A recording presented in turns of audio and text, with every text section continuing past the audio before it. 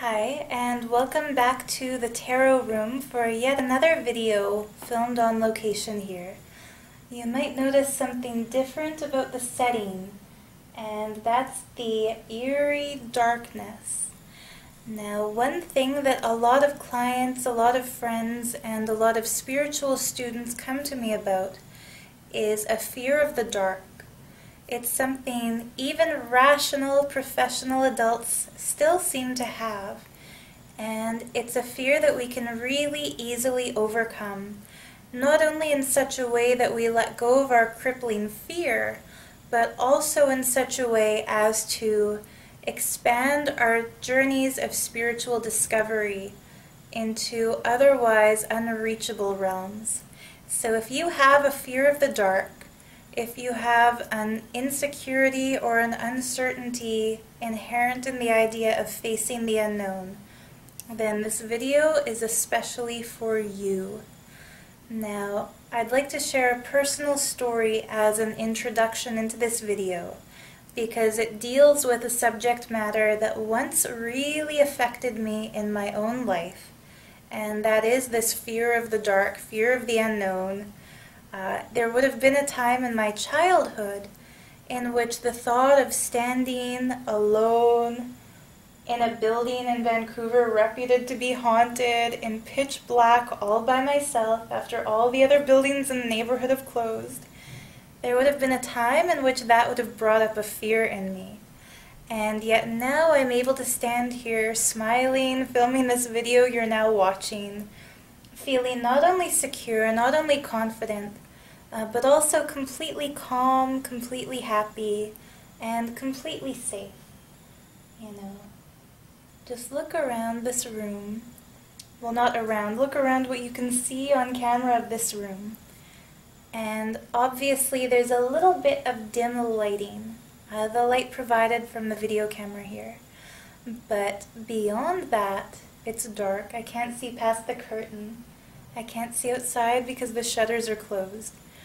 If the thought of being in your own place, whether your business, your home, a home of a friend, or a professional shop, if the thought for you of being in a place like that totally by yourself and in the dark is a frightening thought, then you are truly lucky, because you have the chance to expand into a really high state of spiritual realization.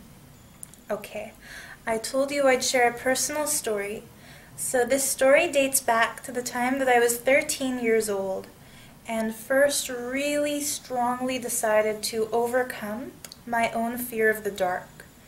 Now, growing up, I had 2 cats. And one of those 2 cats would sleep on my bed every single night. And it got to the point that I was almost dependent on having my cat in bed with me in order to feel comfortable, in order to feel safe at night. So the habit that I had, or the routine that I was in, my bedroom was in the basement while my mom's was upstairs. It was just the 2 of us. My routine was that I would scoop up my cat, take him into my arms, carry him downstairs, turn off the light only when I actually reached it to the edge of my bed, and then go to bed, go to sleep with the cat with me. And I suddenly realized one night, you know, I don't think I could actually sleep without my cat here. I don't think I would be brave enough to come all the way downstairs, turn off all the lights by myself, if I wasn't carrying him. So one night, I decided to test myself, to challenge myself. And what I did was I took my cat, I put him on my mom's bed, and I knew he'd stay there. He was a really cuddly cat, so as soon as he snuggled up with her, I knew he wouldn't follow me. Put him in my mom's room, turned off all the lights before he even got to the bottom of the stairs, walked into my room alone, and went to bed without actually going to sleep. I just sat there and decided I had to face this fear of the dark. And it's hard to explain in adult terms why I was so afraid at the age of 13. There were all kinds of fears. Actually, now I understand them more deeply. But I used to think, if my cat's not on my bed, I might get abducted by aliens. Or if my cat's not on my bed, I might see a ghost, I might see something frightening. This night I decided, because I want to find out what will happen, let me try going to bed without my cat. If something bad happens, then it was inevitable. It would have happened eventually anyway. I finally had just enough of the fear and I was curious. So, before I even go further in this story, let me explain I was raised Catholic. I was raised in a Roman Catholic family, went to Catholic school in southern Alberta. And in southern Alberta, if you're Catholic, you don't really have exposure to any other form of religion, except maybe Mormonism, which has permeated all of Alberta, other Christian-based religions. Basically, Alberta is part of what's called the Bible Belt. It's part of a space really, really Christianized. So here I was, a Catholic-raised schoolgirl, deciding to face my fear of the dark, not sure what would come up in that darkness. So I went to bed without the cat for the first time, and without really knowing what meditation was, I decided to meditate. Now, when I was a baby and when I was a little girl, I would sometimes just sit with my legs crossed, with my hands in Chin Mudra on my lap, not knowing it was called Chin Mudra. I would just do this naturally. I decided to do that again because in my earliest childhood, I would sometimes see really beautiful lights and really pretty places when I did that. I understood somehow that doing that triggered what we would call a visionary state. I didn't really know how it triggered the visionary state or why it triggered the visionary state, but I was curious to see in this darkness and in this aloneness and in this facing of fears, what would happen if I tried sitting like that with my hands in that weird position again. And beyond that, I thought maybe if something happens that scares me, I'll be tempted to flick on the light and open my eyes and come out of the meditation. Since I didn't want to ruin the momentum, not only did I sit in the pitch black darkness, I also took the pillowcase off my bed and tied it around my head like a blindfold. You know, if you take a pillowcase and roll it up into a thin strip, you can easily tie it like a blindfold. So I blindfolded myself, I sat on my bed, I started breathing differently than usual. It's like my breath suddenly started to repattern or readjust itself. I breathed in as deeply as I could, held my breath as long as I could hold it, exhaled as slowly as I could, held my lungs empty for as long as possible, then kept repeating that. I didn't know the word pranayama at the time, and I didn't know about samana kriya or samana processes. It was just naturally happening.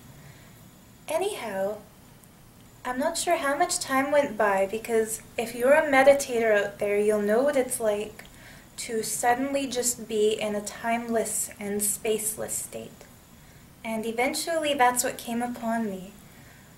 It's like the darkness expanded and expanded and expanded to the point that I wasn't just sitting blindfolded in my bedroom wondering what was going on or counting my breath.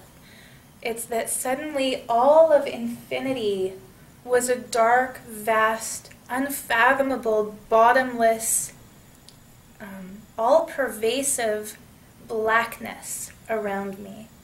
It felt like I wasn't just blindfolded and looking at the eyelids within my head. It's like everything just dropped away, ceased to exist. So I observed that. At that point, the breathing normaled itself out again, or balanced itself out. I was too curious watching the eyelids or watching the dark space to be concerned about what's happening with the breath. And then suddenly, a vision started to unfold. Now, in my earlier childhood, the kinds of visions I would get would be visions of swirling, aurora borealis-like lights that would kind of dance around me. I would see visions of angels at church as a little girl. I just assumed everybody did. This vision was nothing like any of those. Actually, what appeared before me, part of the reason for the underlighting feature right now, I suddenly saw woman's eyes. And they were heavily lined woman's eyes with intense black eyeliner and a red dot between the eyebrows. And I'd never seen anything like that before. So I was watching them really curiously, really with deep interest. And suddenly, without forming words to describe the understanding, suddenly I understood.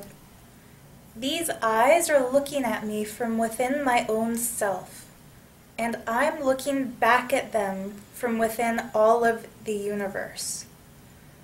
It's really a troublesome thing to describe in the English language, since we don't have the words to describe the divine.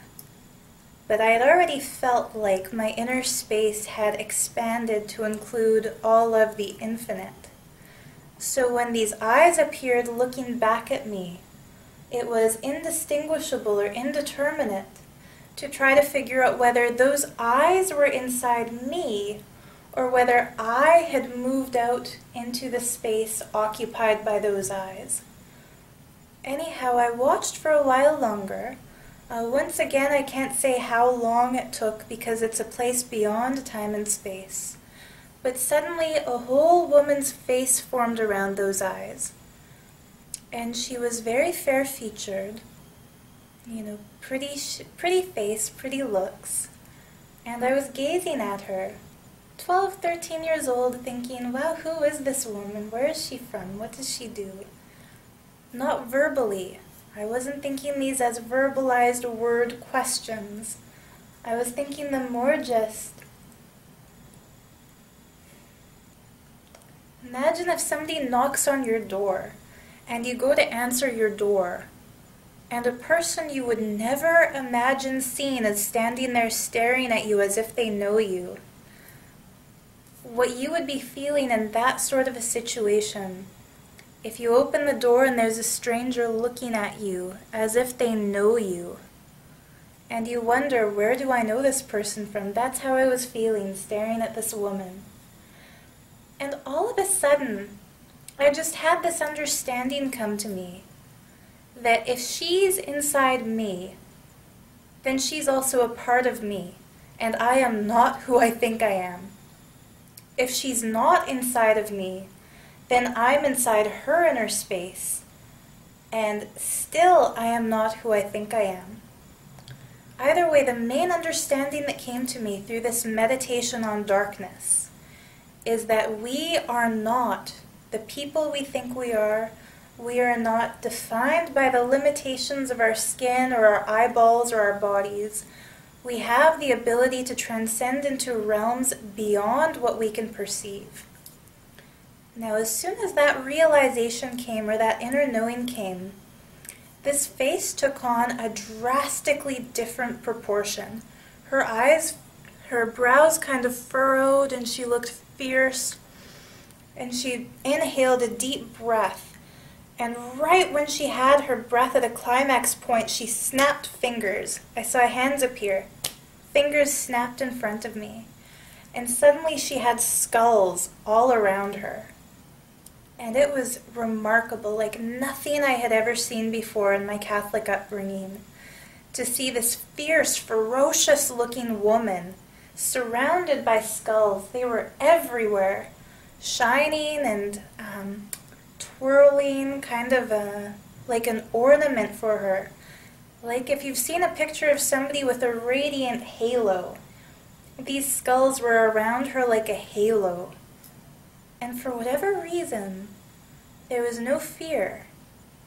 See, when I had started that meditation that night, if somebody had told me verbally, you're going to see a vision of a woman who makes a fierce face, snaps her fingers, and then suddenly becomes surrounded by a halo of disembodied skulls.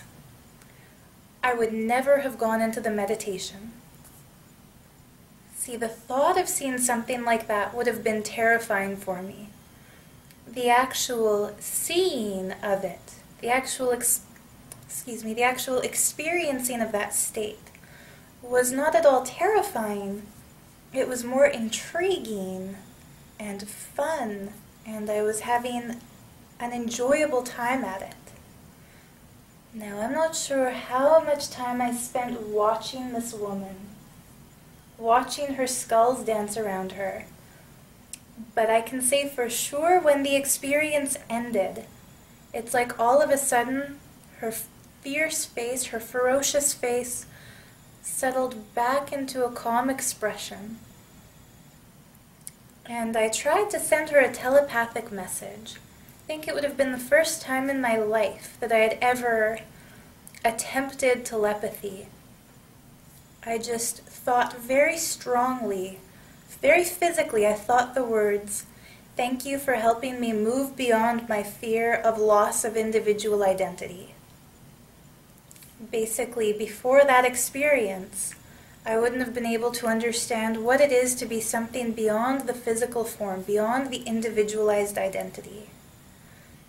As soon as I sent that message, that coincided with the softening of her features, and she just went like this. And the skulls disappeared. Slowly her face shrunk back down so it was just her eyes visible again. Then she closed her eyes, and like a snap I came back out of it. Actually, not even like a snap. It was like a clap of thunder, and the whole experience ended. And for a while there I sat, still blindfolded, kept the hands in chin mudra, and just wondered, will she come back? Will I see her again? Will I see somebody else? Who was she? What was she? Why did she come? And after a while I suddenly realized I was still sitting in the dark without my cat in my bedroom. Very slowly the fears started to come back again.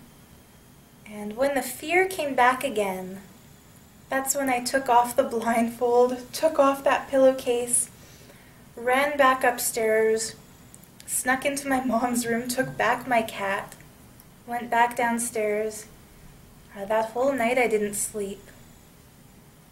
Anyhow, years later, while I was at university going to art school, I took a course on non-Western art. A really good art history class based on pre-Columbian art from South America and art from ancient China, Native North American art, like Coast Salish work and carvings. And when I opened to a page in that textbook, staring back at me from the pages of that book was a woman with a bindi between her eyebrows and a ferocious face, wearing a garland of skulls. And the whole experience I had had at age of 13 came flooding back to my memory. My heart started pounding, and I realized, my God, that wasn't just some random inner vision I had. That was actually someone who's been painted and documented in some part of the world. So I started reading the depiction beside her picture, and it described the being, this woman, as being Maha Kali, the destroyer of egos. And very beautifully, this description of her, for an art history textbook, it gave a very good description of Kali. It says that to see Kali is to lose the sense of individualization of self. And the skulls that garlanded her, it described as being emblems or physical symbols, personifications of the people whose egos she has removed. and my eyes filled up with tears, and I suddenly realized that being who I had seen, who a year later I thought maybe was a demon trying to possess me, or I told one of my close friends at school about it, a very Catholic girl, and she said, "Oh no, you saw a demon, why did you meditate on dark, you could have been possessed." Suddenly I realized this woman whom I had feared after the experience really had done the job I had initially thanked her for, which is helped me to overcome the false belief that I am just this body, this mind, and this person. And very interestingly, when I kept reading that description of her, the textbook defined the name Kali as meaning darkness, the dark one, the personification of darkness. And I can say truly from personal experience, if you have a fear of the dark, if it brings up a certain uncertainty within you to consider standing in a place like the room where I'm standing now, at night by yourself and in the dark, then you are directly a candidate for this meditation. It can take you really deep. And if you have reverence for Kali, if you're familiar with the Hindu mystical tradition, and you have reverence for Kali, this is one meditation that can directly tune you into her energy, tune you into her frequency. You might not have a direct vision or a direct experience, but by doing this, you're making your introduction. You're inviting her in. So, what I recommend is, if you fear the dark, make the dark your path of meditation.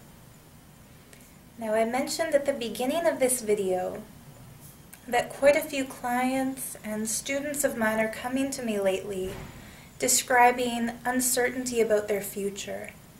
Actually, I said they have a fear of the dark. This is how I find out they have a fear of the dark. They'll tell me that they have a certain insecurity about their future, whether it's about their romantic life, their career, their romance, whatever else it might be. And invariably I'll ask them, when you get home, before you put away your coat or your bag or your shoes, do you first flick on the light switch? And all of them said yes. And I said, how about next time you get home, don't turn on the light? And they'll argue. They'll say, what does that have to do with my fear of the future or my job or my relationship? And I'll say, just play along for a minute. What would happen if you got home at night and didn't bother to turn on your lights? If you just walked up to your coat hanger, put away your coat and your bag, put away your shoes, walked around your place in the dark. And all of them said, no, I can't do that, I'm afraid of the dark. Basically, fear of the dark is the same as fear of the unknown, is the same as fear of death, is the same as the fear of uncertainty about the future. If any of these fears are crippling you or plaguing you or affecting you, do the darkness meditation. So the way I described it to a client who came in recently, I suggested even that night itself, after having the reading, that she go home, don't turn on the light, open the door, close the door behind her, with the lights off, take off her shoes, with the lights off, make the rounds of her apartment. And I just said, normally when you get home, do you flick on the lights to make sure nobody broke in? Her guides were really telling me what to tell her. They were prompting me. Otherwise, I wouldn't have thought to ask that. And she said, actually, yeah, is that weird? And I said, well, I don't know if it's weird or if it's normal, but tonight don't do it. And I said, really, just go in, keep the lights off, take off your shoes, lock the door, make the rounds of your apartment, walk all around in the dark without worrying about who's there around you. And then, still before turning on any of the lights, just sit down. Wrap your shirt around your eyes, wrap anything that you have blindfold yourself with it, and then sit there for as long as it takes to feel comfortable. And she said, you know, even just hearing about this, I feel a bit nervous. And I said, all the more reason to do it. The more nervous you feel, the more transformational this will be. And as of late, any client who's coming in with a fear of the future, or a fear of the unknown, or a fear of the dark in its traditional form, I'm suggesting they do that. Now, a really interesting thing is that I started to wonder now, in my adulthood, no longer a 13-year-old girl, no longer, quote-unquote, scared of the dark. I wondered what would happen if I do this meditation now. So, the same night I first gave this as advice to a client, I went home, followed my own advice, didn't turn on any lights, just kind of walked around my place in the pitch black. And I'll tell you, even now, just doing that, just getting home without turning on any lights, feels a bit surreal. And I started to feel almost excited that this is out of the ordinary. This is not something I would do every day. And when I sat down to meditate, naturally the breath fell into the same rhythm, the same repeat pattern it had gone into so many years before. But I'm 26 now, so at 13, exactly 13 years later, there's got to be some numerological significance in that. Breath just fell into the same pattern. Long inhale, long hold, slow exhale, long hold, slow inhale, long hold, slow exhale, long hold. I'm describing it so that you can also do it. And once again I felt overwhelmed by the infinite darkness all around. Now this time there was no vision of Kali, so I won't set up the false expectation that that's going to happen just naturally by doing the darkness meditation. But we never know what might happen, what we might see. And this time something different happened. It felt more like a homecoming, or a returning to the natural primal state of infinite nothingness. So I highly recommend to all of you out there, if you're tempted to do it, try it. Try this meditation. And I hope it works for you. I hope it helps you overcome the fear of the darkness. I hope it helps lead you into what it is that you're seeking. Also, if you have a chance, there's another form of darkness meditation, an all-night meditation, offered as part of a course called NSP, Nityananda's Purana program, offered at the ashram in Bidadi, the Nityananda ashram. An enlightened avatar himself leads crowds through a darkness meditation, which is quite powerful because you're doing it in an energy field that's already been fine-tuned towards the experience of enlightened states in the direct presence and guidance of a master. So if you're afraid to do this meditation on your own at home, great if you can go to the ashram and do it there. But if you feel called to try it on your own, try it. Just see. Don't bother about mantra. Don't bother about repeating any specific words or any specific intention. Just go into it. If you have fear, even better. That fear will help drive you deeper into the meditative state. If you don't have fear, but you're still curious to try it, come on, go for it. You can never lose by meditating. You can never lose by trying. And good luck with it. I love you all. And I'll see you in the next video. Namaste, Nityanandam, Om Kali. Bye.